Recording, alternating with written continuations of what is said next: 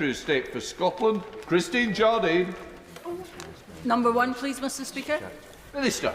Thank you, Mr. Speaker. This government wants to ensure farmers and food producers get a fair price for their products by tackling unfairness that exists in food supply chains.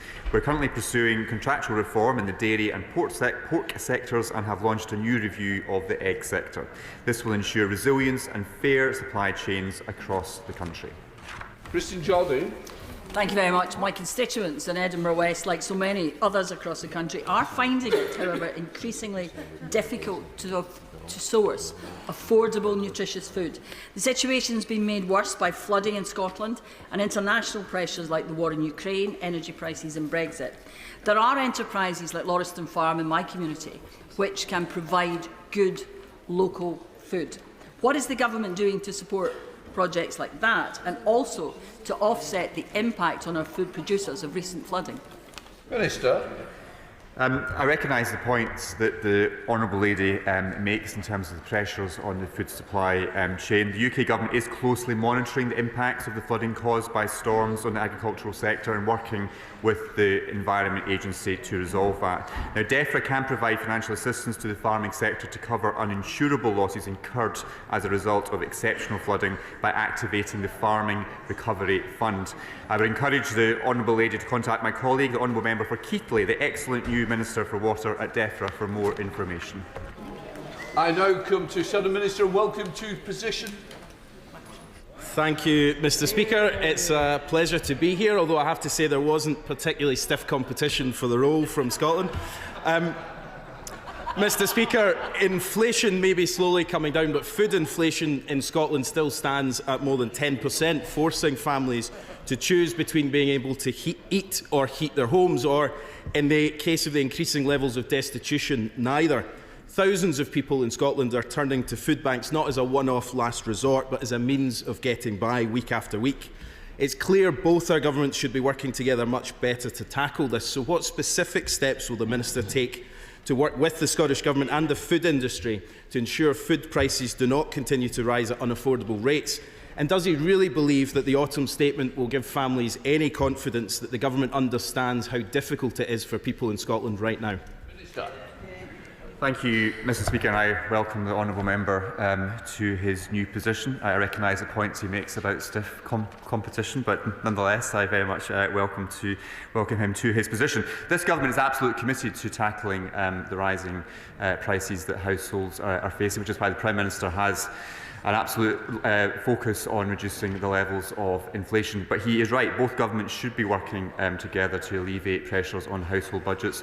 And this government has demonstrated through the huge support that has been put in place to support households, both in respect of energy prices and other measures, to ensure that the financial help that is able to be put in place is being put in place to support hard-pressed households. Jamie Stone. Number two, Mr. Speaker. Minister. Mr. Speaker, with permission, I will answer questions 2 and 12 together. The United Kingdom Government continues to provide significant support to the National Post Office network, adding up to more than £2.4 billion over the last 10 years. Mr. Speaker, this funding has enabled 98% of individuals living in rural areas to live within 3 miles of the nearest post office in 2022, with the overall network as large today as it has been for 5 years. Jamie Stone. Thank you very much, Mr. Speaker. Our rural branches of the Post Office are at the very core, the very heart of our rural communities. At present, His Majesty's Government does provide certain services to the public via this Post Office network. Does the Minister agree with me that it would be a good notion to encourage the Scottish Government to go down the same route and to provide as many services as possible, thus ensuring the future of these branches? Mr. Speaker, I agree with the Honourable Member. I recognise the vital importance of post offices for constituents in rural communities such as his own and also in my own constituency in the Scottish Borders. It is, of course, for the Scottish Government to assess how to make their services available for people across Scotland, considering accessibility as well as value for money for the taxpayer. However, I'd be happy to facilitate a meeting between my colleagues in the Department for Business and Trade to see what further encouragement we could put on the Scottish Government to use the Post Office network for the delivery of their services. Richard Ford. Please, Mr. Speaker. Scotland has seen the closure of 40 post offices in the last 2 years. Yet, as my honourable friend for Caithness, Sutherland and Easter Ross points out, these communities still have post offices. Those communities that still have them are losing access to government services, particularly in rural areas. The driver and vehicle licensing agency services are currently due to cease from being available at post offices from the end of next March. What conversations has he had with the Department for Business and Trade about keeping these DVLA services open from post offices? Minister. Mr Speaker, I should start by correcting the honourable member in that the post office network is actually not being in decline. It's actually, there's been more post offices opened than closed over the past year, but we do see fluctuations in different parts of the country, with many postmasters running a franchise business in their own right, and many are facing the same challenges as many high street businesses are. Now, the DVLA and the Post Office extended their contracts until the 31st of March 2024. The Post Office network operates commercially at arm's length from the government and is responsible for taking decisions on commercial matters such as the DVLA contract. Mr Speaker. Stay. Mr Speaker, with permission, I will answer questions 3 and 13 together. With devolved powers, the Scottish Government can tailor policy in areas such as health, education and justice, as well as tax and welfare throughout the additional powers in the Scotland Act 2016. The UK Government is working with local government and local partners to deliver for their needs and wishes. And, Mr Speaker, this is real devolution in action. Mr Speaker, climate change talks at COP28 begin tomorrow, and one of the most important issues to be agreed upon at the conference is the Climate Loss and Damage Fund. The Secretary of State will know that Scotland has led the way on this, becoming the first country in the global north to pledge financial support to address loss and damage, yet the Secretary of State and his Conservative colleagues are intent on limiting the Scottish Government's international engagement. So can the Secretary of State tell me why he wants to silence Scotland's voice and prevent us from providing this global leadership? Well, Mr Speaker, it's very straightforward. I mean, we understand that there will be environmental engagement overseas from the Scottish Government, and that's a devolved matter. But what we've tried to get a grip on is the Scottish Government travelling overseas, meeting ministers, discussing reserved areas, the constitutional affairs, discussing foreign affairs, and straying away from the portfolio of matters that are devolved to them. And that is our position. Thank you, Mr Speaker. It's plainly obvious that in order to cement a sense of economic resilience, Scotland requires a population growth strategy. But the devolution settlement, unfit though it is, won't come anywhere near it, and the government continues to set its face against it. Can he explain why? Well, Mr Speaker, I mean, the position is that the Scottish Government, if they want more people to settle in Scotland, and immigration is at a record high, they need to build more housing, they need to have lower taxes, they need to have better public services and make Scotland more attractive to people. Mundell. Does my right honourable friend share my disappointment that the SNP Green Scottish Government continue to use the devolution settlement as a platform to pursue constitutional grievances? And isn't the reality for the people of Scotland and achieving the best outcome for our constituents to see the two governments work together on a project, for example, like the A75, where if the governments work together, it'll actually be delivered? Well, I absolutely agree with my right honourable friend. And the A75 came up, along with the A77, as vital routes of importance in the Union Connectivity Review by then Sir Peter, now Lord Hendy. And we are working together finally with the Scottish Government. The UK Government is funding a feasibility study for the upgrade of the 75, and I'm delighted that progress is being made. Thank you, Mr Speaker. Is it not the case that the Scottish Government has consistently strayed outside the limits of the devolution settlement? So it's very difficult to take the SNP seriously as defenders of devolution when they have so little respect for the current settlement. Mr Speaker, my honourable friend is right. The Scottish Government, everyone forgets that the Scottish Government get up every day and go to work to destroy devolution, to destroy the United Kingdom. The defenders of devolution, the strengtheners of the United Kingdom, are this government. Secretary of State. Ian Murray. Thank you very much, Mr Speaker. Can I take this opportunity to congratulate my new honourable friend for Rutherglen and Hamilton West, not only on his vast promotion and fast promotion to the shadow front bench, but also on his 20.4% swing from the SNP that brought him that by-election victory. Mr Speaker, the announcement to close the refinery at Grangemouth is a hammer blow. Too many communities are still living with the devastation from being left behind after coal mine closures in the 1980s. This must not be allowed to happen again. Grangemouth's owner is buying football clubs and investing in plants elsewhere, while the workers here lose out. And the Prime Minister has decided a culture war on the environment trumps getting the UK into the global green energy race by backing Labour's green energy superpower plans. So the devolution settlement demands both governments work together, but they certainly don't. So can the Secretary of State say what discussions he is having with the Scottish Government to protect jobs at Grangemouth, and what impact this will have on the Acorn carbon capture and storage project? Well, Mr Speaker, first of all, it's a very worrying time for those whose jobs are at risk at the Grangemouth refinery. And so this morning, my fellow minister met with Neil Gray from the Scottish Government, and we also, Desnes, Department of Energy Minister, was present. We've also had, yesterday, I think, my fellow minister had a meeting with the local authority. So work is going on. There is an irony, though, but the Scottish Government want to shut down oil and gas, and when this happens, suddenly people realise that it's actually about managing a transition and taking us gradually to net zero, but protecting people's livelihoods. On the point you make about Acorn and the Scottish cluster, I have spoken to the Chief Executive of Storiga, who are basically pulling the project together. He tells me that the refinery closing actually has very little impact on their projects because they were at Grangemouth supplying the blue hydrogen to the refinery and others, and it was the emissions from making the blue hydrogen that was going back up to be put into the North Sea. So little impact.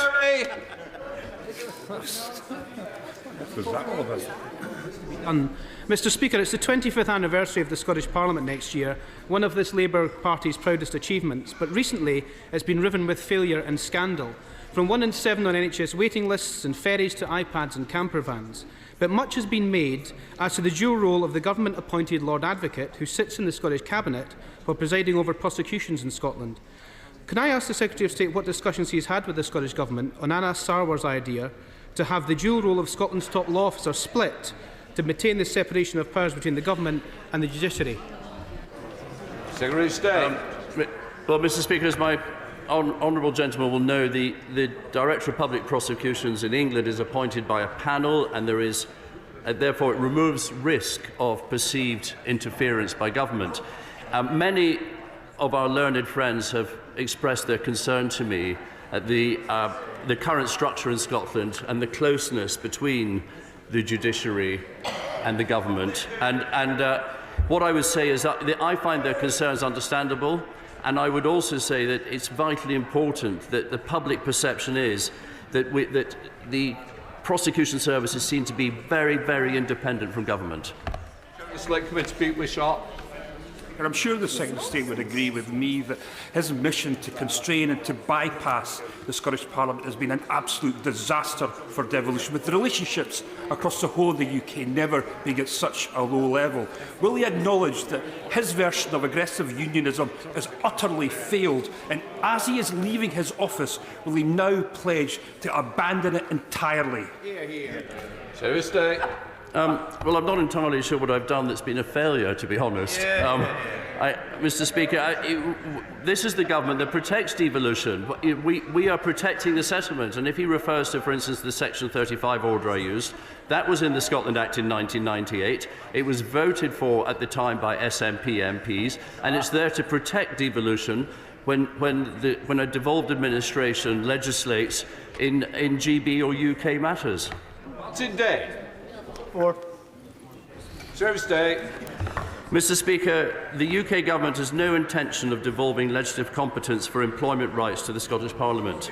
Employers and employees benefit hugely from a single, simple system where employment rights are the same across Great Britain, whether you're working in Derby or Dundee, and we do not see any benefit in changing this arrangement.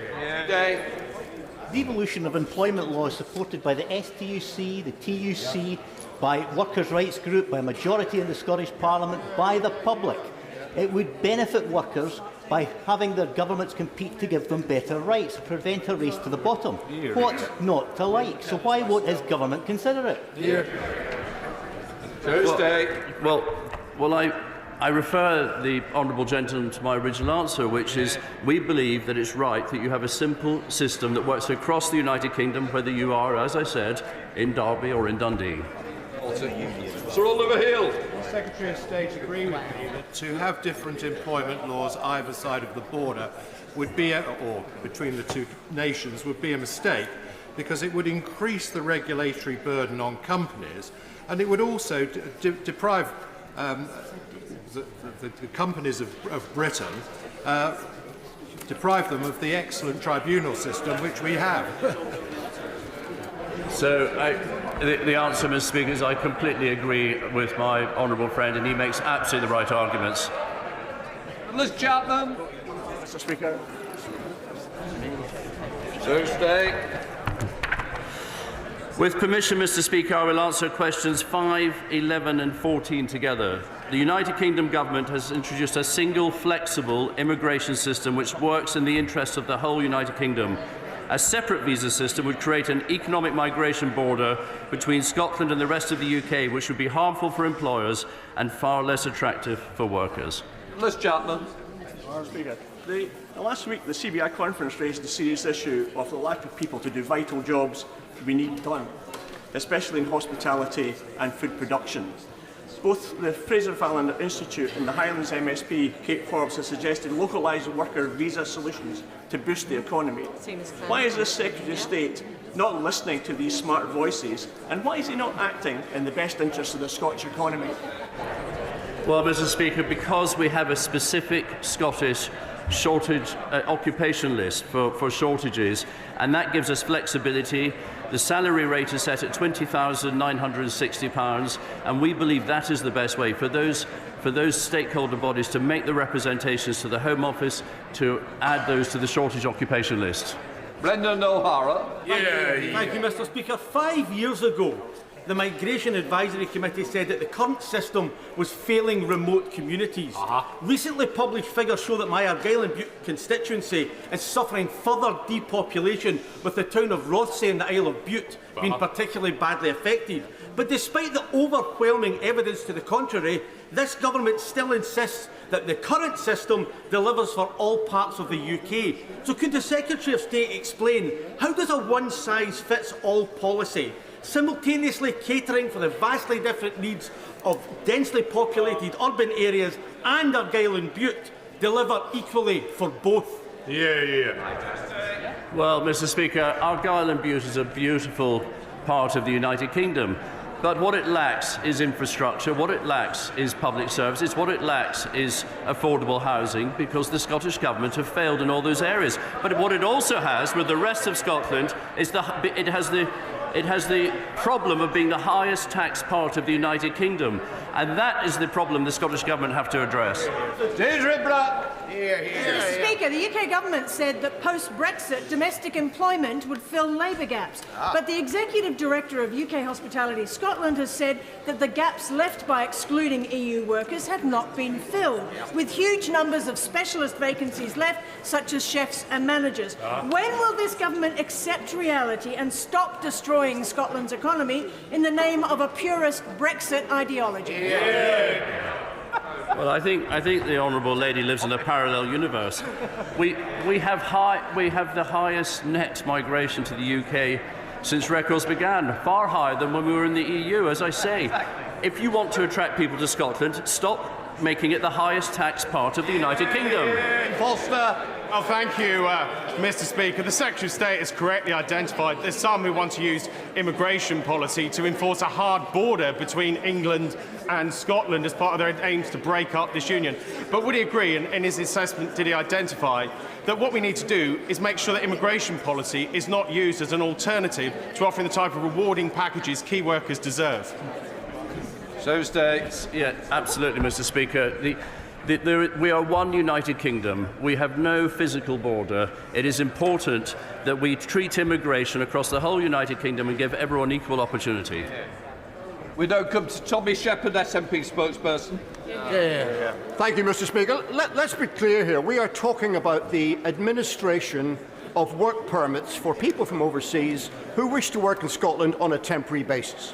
Just about everyone thinks that would be better administered in Scotland, but the Secretary of State insists it should be centralised by his government in Westminster.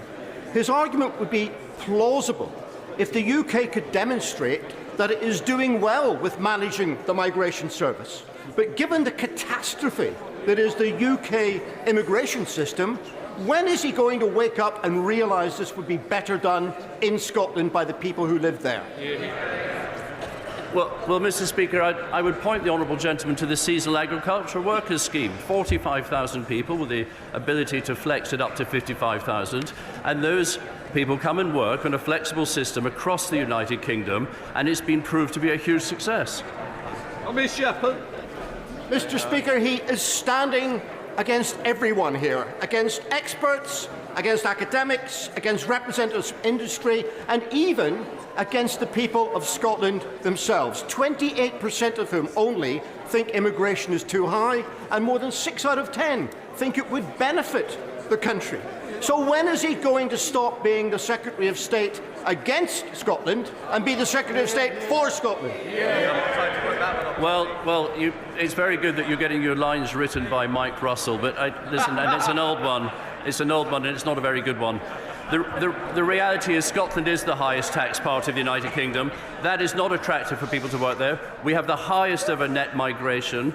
And if the Scottish Government focused more on good public services, on good infrastructure and lower taxation, hopefully we've seen those high net migration figures see more people settle in Scotland.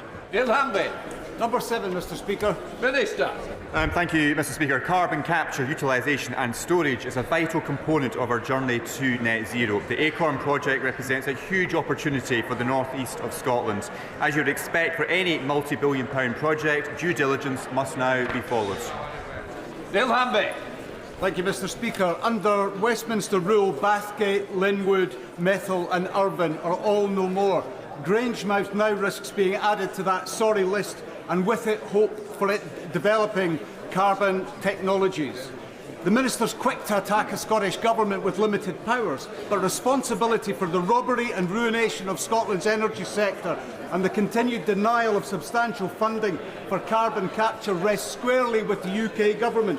What is his office doing to protect energy sector jobs and livelihoods in Scotland? And what is his department's excuse for utterly failing the people of Scotland?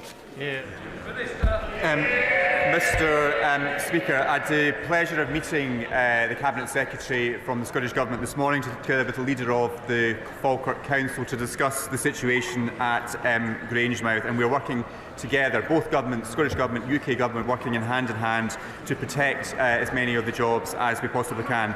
The Scottish cluster is expected to include at least one project located in Grangemouth, which I think is very welcome news.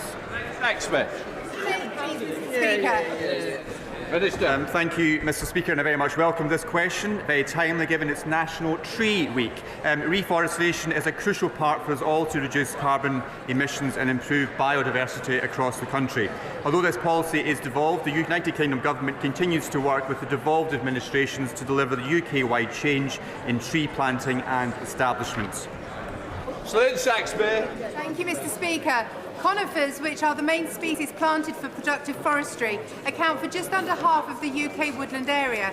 Does my honourable friend agree with me that there should now be a UK-wide target for 60% of new planting to be productive forestry, allowing Scotland to lead the way for the UK as a whole to deliver a secure supply of raw materials to support British manufacturing and construction?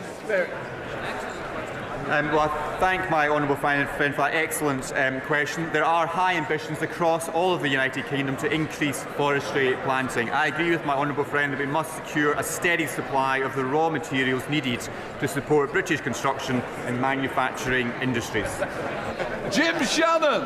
Thank you, Mr. Speaker. Last week, England. Don't normally get a cheer like that, but there you are. Last week, England announced there would be a new national park and forest in England. Has the Scottish Government and the Minister in particular got any intentions of doing something similar for Scotland? A new national park, a new forest for this occasion? Thank you. Thank you, Mr. Speaker. I think the honourable gentleman's question was about a national park. I know there's great ambitions for an additional national park in Scotland. My Scottish Conservative colleagues are pushing very hard for that. But if he needs more information, please do write to me and I will respond with the detail that he requires. Question number 9, Mr. Speaker. Mr. Speaker, the UK Government works tirelessly to promote Scottish interests around the world through our extensive diplomatic network, forging business links and generating trade and investment. Our response to the Scottish Affairs Committee's recent inquiry on Scotland's international promotion highlights the extensive efforts we undertake to achieve this. Thank you, Mr. Speaker. As one of the Prime Minister's trade envoys, it's always my pleasure to be championing British business overseas. From whisky to satellites, Scotland is home to some of the United Kingdom's most important exports. Can my right honourable friend update the House what work the Scotland Office is doing to support these important sectors in the international market? Mr. Speaker, first of all, can I thank my honourable friend for his service as a trade envoy and tell him that last month I had the pleasure of travelling to Vietnam to boost Scotland's trade interests and to celebrate diplomatic links.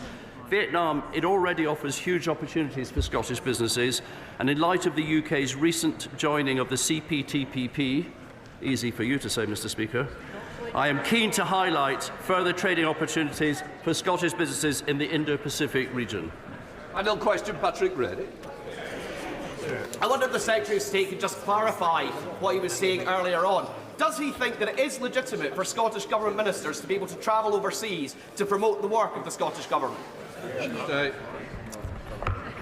Mr. Speaker, I've always been very clear that Scottish Government ministers can go overseas and promote areas that are devolved, but in the reserved areas like the Constitution and Foreign Affairs, that is a matter for the UK Government, and they should not be using our embassies and our consulates to promote their plans for separation or their different views on the Middle East or anything else.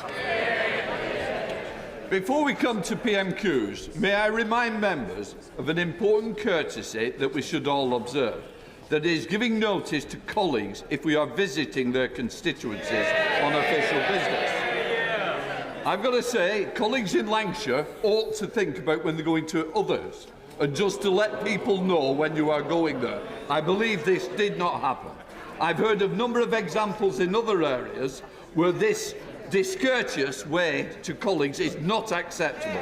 I would rather we didn't have to deal with such matters by points of order. So please try and give notice before visiting each other's constituencies. And I just say to everybody, temperate and moderate language is what I want in this chamber. So let us now move on to Prime Minister's questions. Gavin Newlands. Question number 1, Mr. Speaker. Prime Minister. Mr. Speaker, this morning I had meetings with ministerial colleagues and others. In addition to my duties in this House, I shall have further such meetings later today. Gavin Newlands. Thank you very much, Mr. Speaker. Last year, Scotland exported 19 trillion watt-hours of electricity worth £4 billion to the UK grid.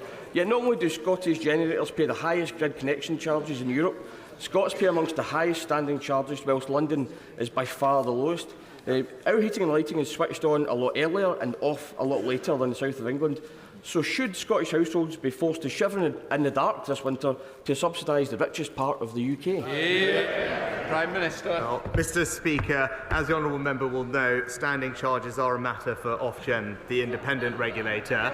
Last week they did launch a consultation asking for views about standing charges, and he'll know, because of geographic factors, the UK government already provides an annual cross-subsidy worth £60 to a typical household in Scotland. But on top of that, we are providing considerable support to everyone across the UK with their energy bills this year. Smith. Mr. Speaker, Abigail Moore-Eden is 4 years old. Released from Hamas captivity last weekend, Abigail is an orphan after her parents were brutally executed in front of her during Hamas's rampage on the 7th of October. To secure the freedom of Abigail and some other hostages, Israel is taking a huge risk releasing convicted terrorists, including would-be suicide bomber Isra Jabis, imprisoned for detonating a gas cylinder in her car in 2015. Hamas also seemed to have broken the ceasefire, activating 3 explosive devices. So what steps is my rightable friend the Prime Minister taking to continue his welcome, steadfast support for Israel in its fight not only against Hamas, but other Iran-backed terror groups? Prime Minister. Well, can I thank my honourable friend for raising such an important issue in my House, and my thoughts, and I know the thoughts of the whole House, will be with Abigail. As I've said before, we support Israel's right to defend itself, to go after Hamas and to free hostages, to deter further incursions and to strengthen its security for the long term. We welcome, though, the extension to the agreement to pause fighting, increase humanitarian aid and release further hostages. Negotiations are ongoing and highly sensitive, but this has been a welcome first positive step. We will continue also to hold Iran to account, Mr. Speaker, for any further escalation from these groups, as well as continuing to work with partners to disrupt and deter Iran's destabilising activities in the Middle East. I now call on the Leader of the Opposition, Keir Starmer. Thank you, Mr. Speaker. In an effort to hide from his failures, the Prime Minister spent this week arguing about an ancient relic that only a tiny minority of the British public have any interest in. Mr. Speaker, that's enough about the Tory party. In 2019, they all promised the country that they would control immigration, numbers will come down, the British people will be in control. How's it going? Prime Minister. Mr. Speaker, let me be crystal clear. The levels of migration are far too high, and I'm determined to bring them back down to sustainable levels.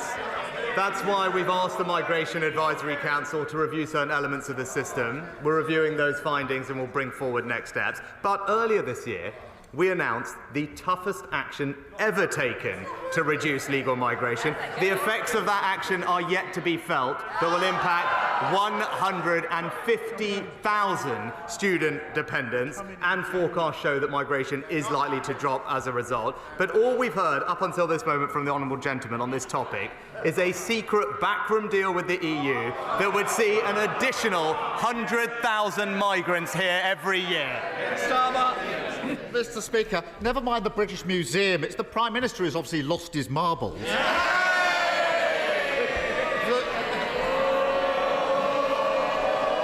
Mr. Speaker, the Greek Prime Minister came to London to meet him, a fellow NATO member, an economic ally, one of our most important partners in tackling illegal immigration.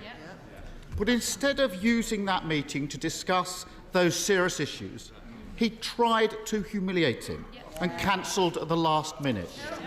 Why such small politics, Prime Minister? Prime Minister. Mr.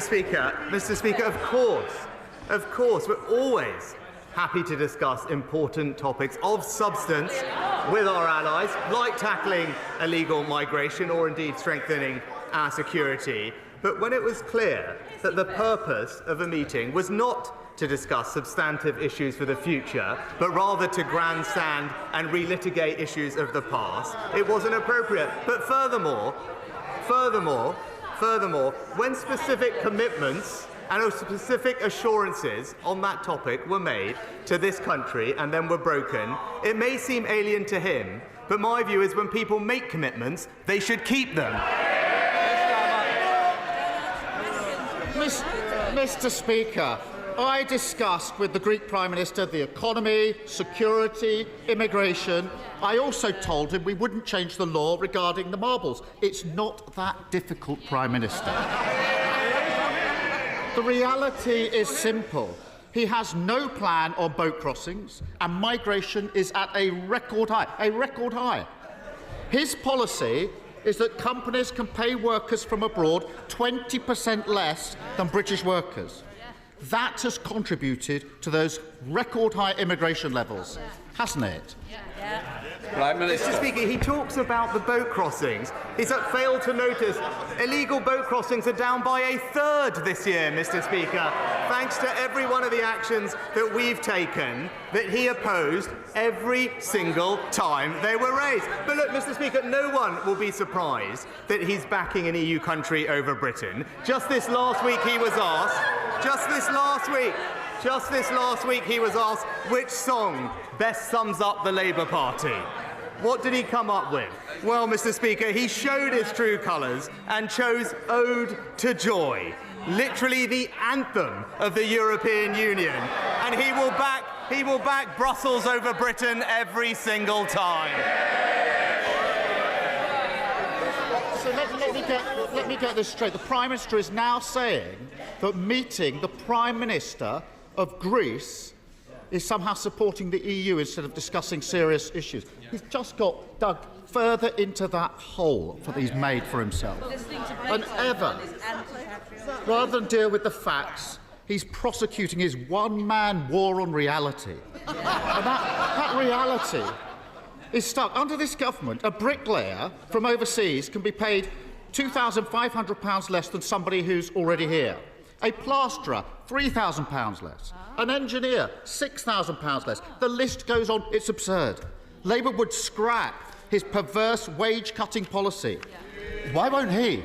Mr. Speaker, as I said, we have taken significant measures and will bring forward more. And indeed, as the ONS themselves said, more recent estimates indicate a slowing of immigration as a result of the things that we're doing. But I am surprised, Mr. Speaker, to hear him now taking this new position, because I've got a quote here from a pushy young shadow immigration minister who said, and I directly quote this person, he told this House that limits on skilled migrants are, and I quote, a form of economic vandalism. Who could possibly have taken such a bizarre position to only then U-turn? It will come as no surprise to anybody that it was him. Mr. Speaker, there's only one party that's lost control of the borders, and they're sitting right there. And this is a government not just in turmoil, in open revolt. The Immigration Minister thinks the Prime Minister is failing because apparently nobody will listen to his secret plan. The former Home Secretary thinks he's failing because of his magical thinking. The current Home Secretary thinks he's failing. He even took time out of his busy schedule insulting people in the North East to admit he agrees with Labour. The Prime Minister seems to be the only person on the Tory benches without his own personal immigration plan. Clearly, his own side don't have any faith in him. Why should the public? Mr. Speaker, it's really a bit rich to hear about this from someone who described all immigration law as racist, who literally said it was a mistake to control immigration.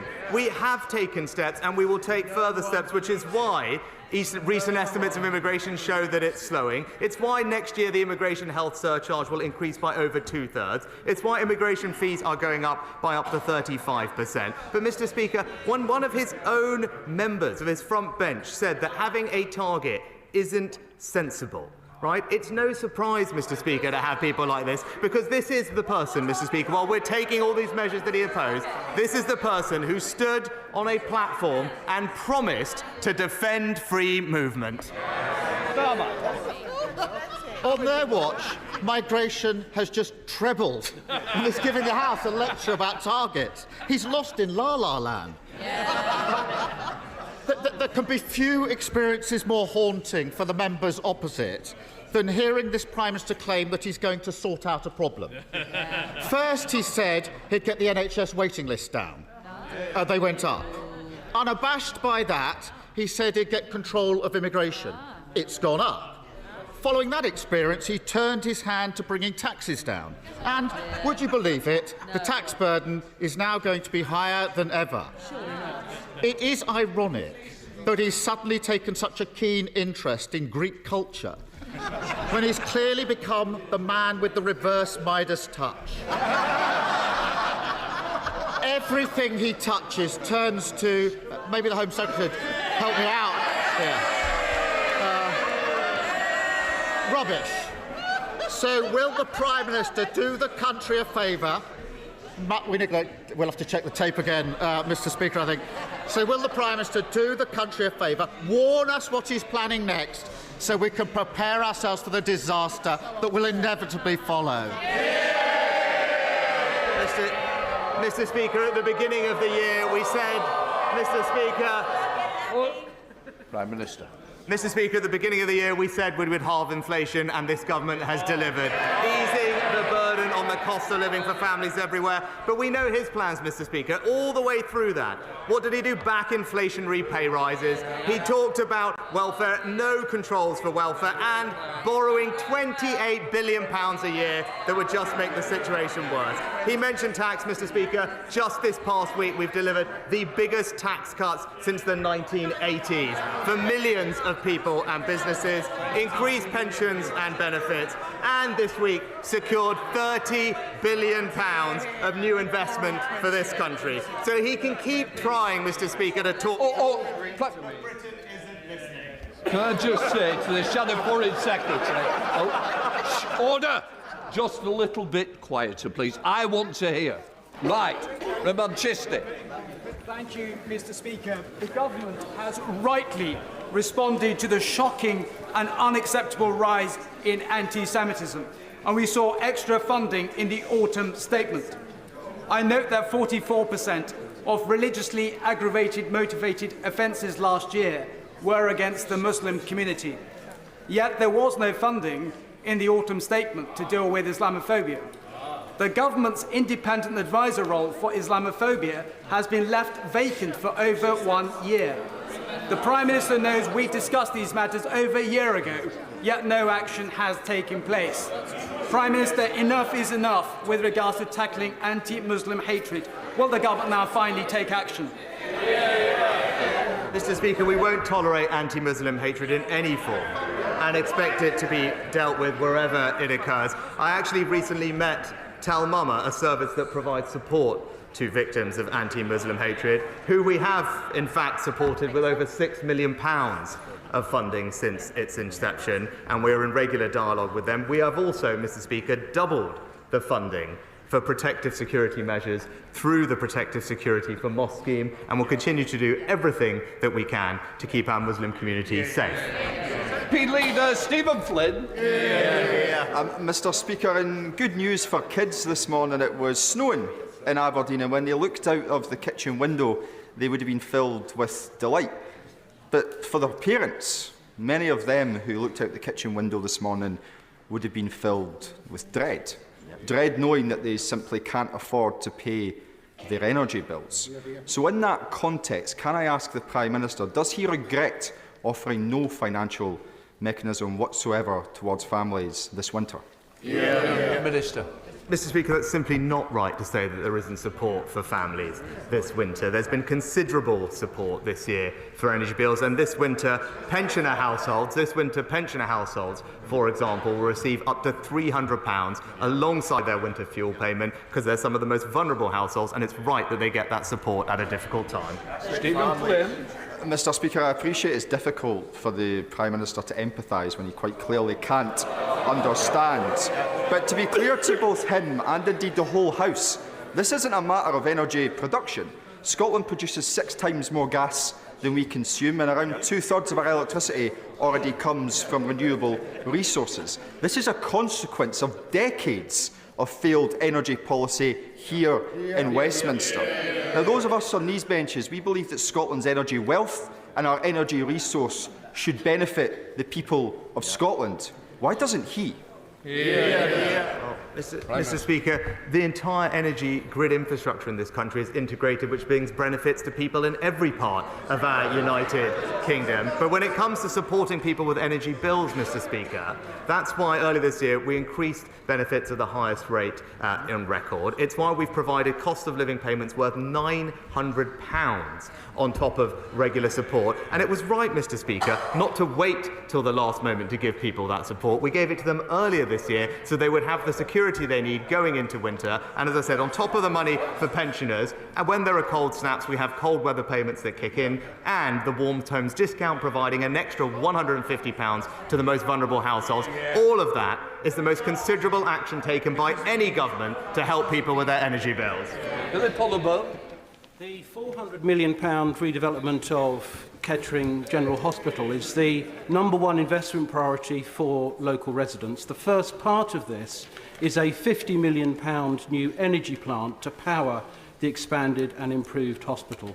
Will my right honourable friend, the Prime Minister, please do all he can to ensure that the Department of Health gets spades in the ground on time next spring, so that we can get the construction of our redeveloped, much-loved local hospital fully underway? Oh, can I thank my honourable friend for continuing to champion the new hospital in Kettering. We're absolutely committed to delivering the scheme for Kettering General Hospital, and as my honourable friend will be aware, the new energy centre is vital to the delivery of the new hospital, and we expect that work to begin in the first quarter of next year. The new hospital programme are working closely with the Trust to ensure that the plans are deliverable. Thank you, Mr. Speaker. 3 years ago, the government made a commitment to 40 new hospitals and significant upgrades to hospitals in most need.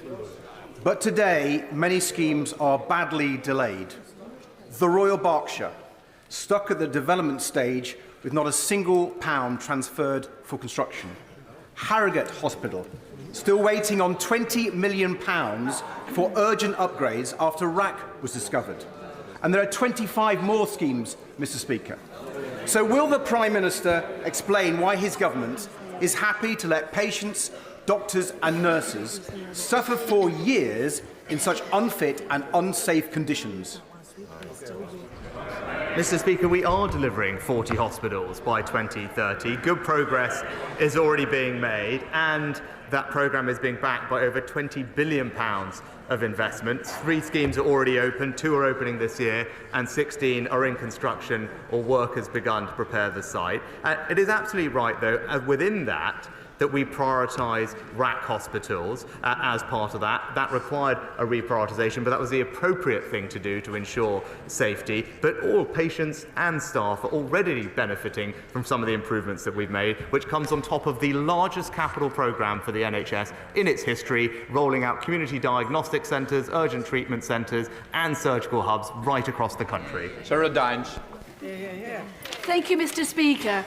As disturbed as I was to learn that British politicians are being debanked by the National Westminster Bank, you can imagine my horror to find that an entire town, Bakewell in Derbyshire Dales, is being debanked by the National Westminster Bank.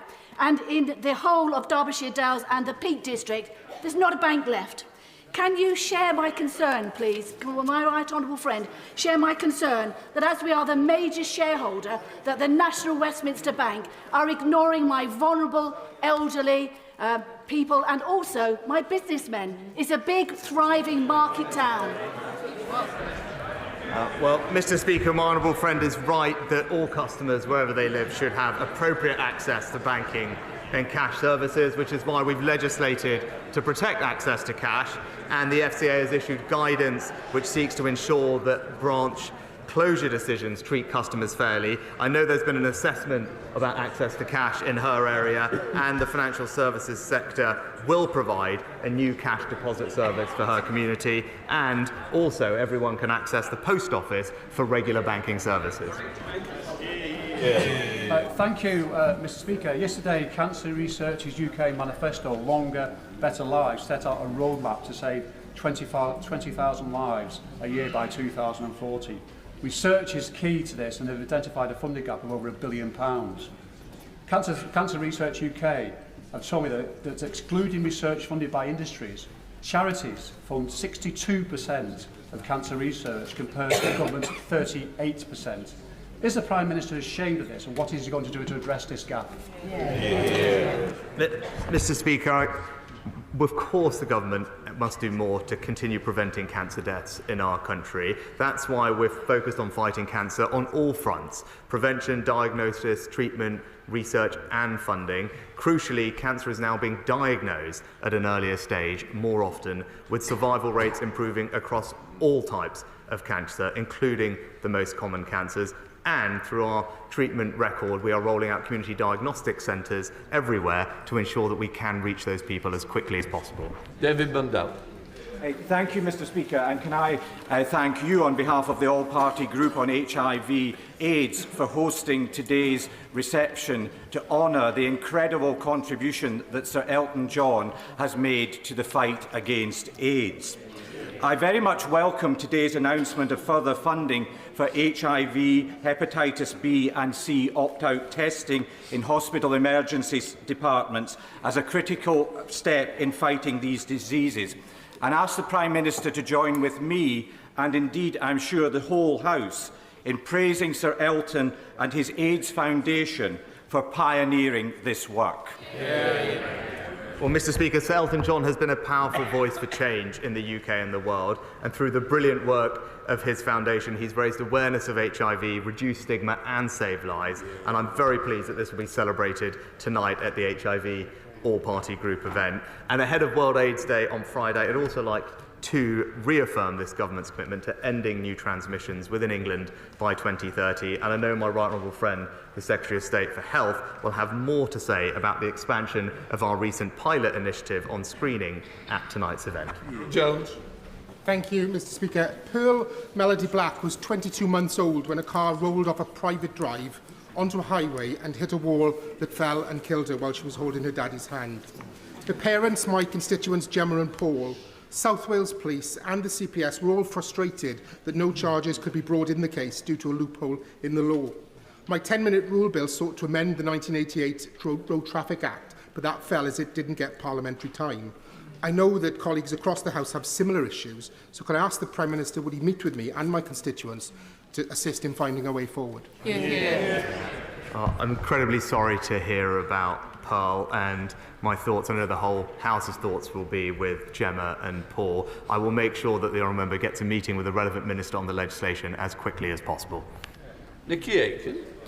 Speaker, now we know that the Labour Party has an aversion to white band man, but does the Prime Minister share my concerns that according to a Daily Telegraph report today, that Labour-run Westminster Council is increasing parking charges for electric small vehicles by up to 1,800%, demonstrating that it doesn't support small businesses nor tackling climate change. Mr. Speaker, my honourable friend is right to raise these concerns, and it seems that Labour in London are yet again penalising hard-working people. First we had ULEZ, and now it seems they're hiking parking charges on white van drivers and small businesses, and I join my honourable friend in urging the Labour-run Westminster Council to rethink these damaging proposals.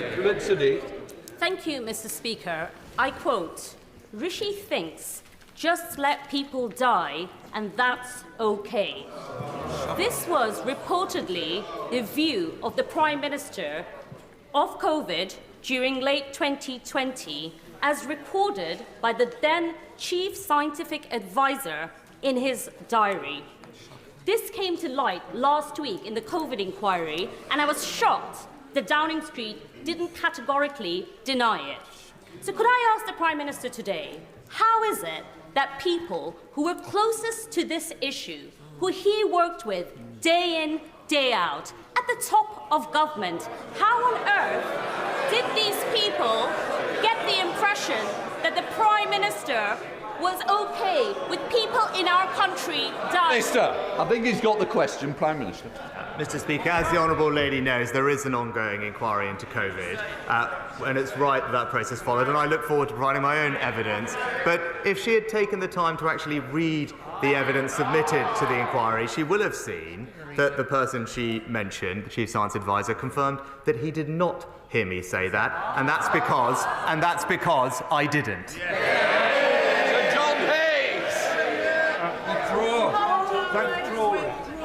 Thank you, Mr. Speaker. That 1.3 million migrants over a period of 2 years is a catastrophe for Britain is obvious to everyone apart from guilt-ridden bourgeois liberals and greed-driven globalists.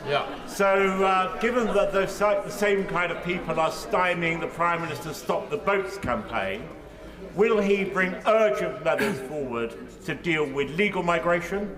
And in terms of the bill that he's promised, will he ensure it is exactly in the form recommended by his own immigration minister?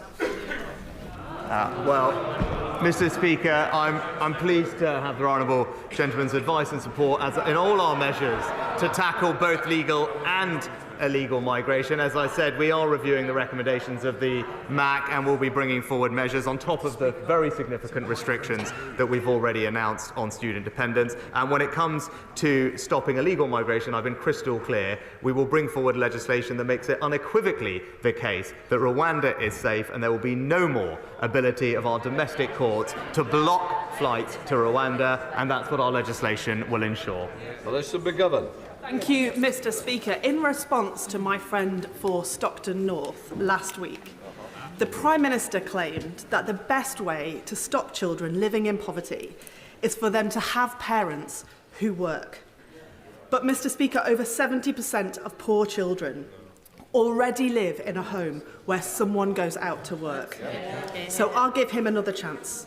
Can he explain why reports say that 1 million of our children in 2022 experienced not just poverty, but destitution? Well, Mr. Speaker, no child should grow up in poverty, and that's why I'm pleased that because of the measures we've taken, 1.7 million fewer people are living in poverty today than in 2010. I'd also say to the honourable lady that it is absolutely crystal clear that for children growing up in workless households are 4 or 5 times less likely to be in poverty. That's what the facts say. That's why our efforts are on getting people into work and making sure that work pays, which is why the actions in the autumn statement to raise the national living wage to record levels and provide a significant tax cut will do an extraordinary amount to continue lifting children out of poverty. Jeremy Wright. Speaker, and can I thank you for welcoming my constituent John Farringdon to Parliament this morning.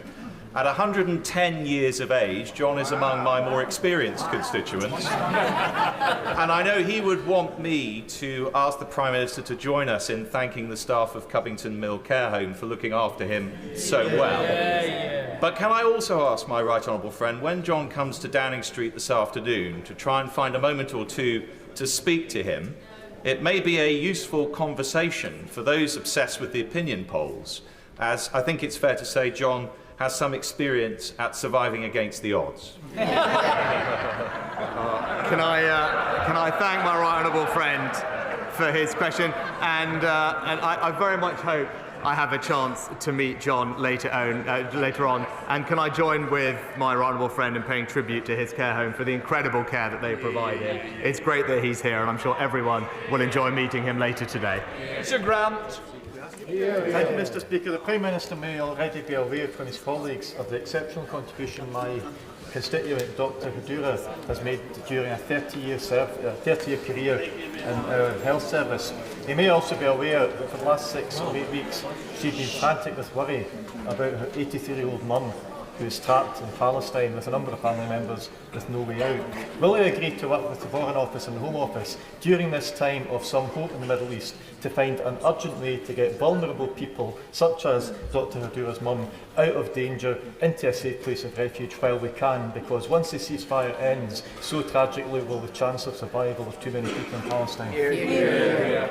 Well, can I start by paying tribute to the honourable gentleman's constituent's long service in the health service, I think he mentioned, and can assure him that we're doing absolutely everything we can to ensure the safe passage of British nationals out of Gaza. I will ensure that the Department of Foreign Office get in touch with him. All British nationals that have been registered already with the Foreign Office have had significant interaction. We have successfully ensured the safe passage of well over 200 already, but we'll continue to do everything we can for those that are remaining, and I'll make sure that we're in touch with him and his constituent. Rachel McLean. Thank you very much, Mr. Speaker. Thanks to this Conservative government, the Alex Hospital in Redditch has received nearly £19 million of investment, and we are boosting training places at the 3 Counties Medical School. So does the Prime Minister agree with me it's the perfect time to back my campaign to bring back services so that women, local mums, can once again give birth in their hometown and all children can be seen at the hospital no matter what illness they are experiencing. Well, I know that my honourable friend campaigns passionately for the delivery of first-class healthcare for her constituents, and like her, I welcome the investment that the Alexandra Hospital has had in recent years in a whole range of different services. She will know that the reconfiguration of services are, of course, clinically led local decisions following the appropriate engagement with patients and stakeholders, but I know that my honourable friend will continue to make her case on behalf of her community. Mohammed Johnson. Thank you very much, Mr. Speaker. In June, the Canadian Prime Minister claimed the Indian government may be linked to the killing of Canadian Sikh activist Hardeep Singh Nijjar in Canada. Now it is reported that the US government thwarted a second assassination attempt of a Canadian-American citizen on US soil. So will the Prime Minister reassure my Sikh constituents who have raised their safety concerns with me that this government is taking this matter very seriously and will raise their concern with his counterpart in India? Well, Mr. Speaker, I've already made statements on this matter, but also crucially, of course, we ensure the safety of all communities in our country. That is the first duty of government, and we'll continue to do that, not just for the Sikh community, but every community here in the UK. John Burrell. Thank you, Mr. Speaker. With both the OBR and ONS confirming that the British economy is now substantially larger than they estimated even a few months ago, does my right honourable friend agree that the economy has once again proven the detractors wrong, and will he do all he can to ensure that we retain record employment, because unemployment is a corrosive social evil? Well, Mr. Speaker, my honourable friend makes an excellent point. A year ago, not just the OBR, but the Bank of England, the IMF and the OECD were all predicting that we would fall into a recession this year. But thanks to the actions of this government and this Chancellor, we have actually grown the economy. You've seen that momentum carry on just in the past week with the announcement of Nissan, record investment in the new plant in Sunderland, safeguarding the future of thousands of jobs in the North East and ensuring the transition to electric vehicles, but also the summit that we hosted attracting £30 billion of new investment into the UK, which, as he said, crucially will support thousands and thousands of jobs in our country. Winter. Thank you, Mr. Speaker. There are 2,500 disused coal tips in Wales. Welsh Government previously asked the Treasury for £600 million to make them safe, and ahead of the autumn statement, it sought an initial £20 million. But this Tory government provided nothing. Rhondda Cynon Taf has the most high-risk coal tips of any local authority, and the spectre of Aberfan looms large over our communities. So can I ask the Prime Minister, does he think it right the UK took the economic benefit from Welsh coal, but won't fund the safety of its legacy? Well, Mr. Speaker, what the UK government is doing is actually investing in Wales, record investment in North Wales electrification on the line, record investment in communities up and down the country. And it is important, Mr. Speaker, to recognise that just recently, the UK government has invested hundreds of millions of pounds to safeguard thousands of jobs at Tata Steel, right? And, Mr. Speaker, the Welsh Government does have access to the largest set of Barnett consequentials on record over the past couple of years and have the resources they need. Jonathan Gillis. Thank you, Mr. Speaker. Thanks to this Conservative government, the people of Stoke-on-Trent, North, Kidsgrove and Torque will see over £200 million to fix our broken roads, the reopening of the Stoke-to-Leek line, and secured over £30 million to bus back better by introducing fairer fares and smarter routes to better connect our communities. However, residents who have a free bus pass are being denied using it before 9:30 a.m. by the Labour-run Stoke-on-Trent City Council, meaning that people can't get to their GP appointment or to work. So will the Prime Minister back my campaign to end this unfair policy being imposed upon my residents? Yeah, my honourable friend is absolutely right about the importance of high-quality bus services. That's why we have capped the cost of travelling on buses to £2 until the end of 2024 as a result of our decision on HS2, and also support councils with £1 billion of funding. I would urge all councils to ensure people see the benefits of that investment and wholeheartedly back his campaign. Deirdre Brett. Mr. Speaker, NHS England has awarded £330 million to Palantir, a controversial technology firm, to help it recover from its pandemic backlog, despite deep concerns among many healthcare professionals about privacy, ethics and the safety of patient data. In light of the government's recently commissioned report on unifying health data in the UK, can the Prime Minister confirm that no attempts will be made to force the Scottish Government to release the personal data of Scottish residents to any centralised system? Mr. Speaker, as the Honourable Lady knows, healthcare is devolved, but we will look for every opportunity to improve patient care and reduce waiting lists in England, and that's what we're doing, developing new technology which has had a proven track record in bringing down waiting lists and improving the optimisation and efficiency of how theatres are scheduled. That's the type of thing that we need to do to ensure patients get the care they need and we can get efficiency in the NHS. Final questions, Robert Betland. Thank you, Mr. Speaker. The increasing proliferation of AI-generated disinformation and deepfake poses a clear and present danger not only to our democratic process, but to the administration of justice itself. What further steps will my right honourable friend take following the Bletchley Summit to strengthen our domestic law when it comes to this threat to democracy, and take international action to provide the guardrails that I believe are essential if we are to maintain integrity in the administration of justice? Well, Mr. Speaker, can I thank my honourable friend for all the work he's done in this incredibly important area. He's right that we need to have guardrails around the successful exploitation of this technology, which is why the Online Safety Bill gives the regulators significant new powers to regulate the content on social media companies, including some of the ones that he mentioned. But we're also working internationally, following up from the summit, to ensure that we can all get the benefits of this technology, but in the process safeguard our democracy, which is so crucial to the functioning of our country. That completes Prime Minister's questions.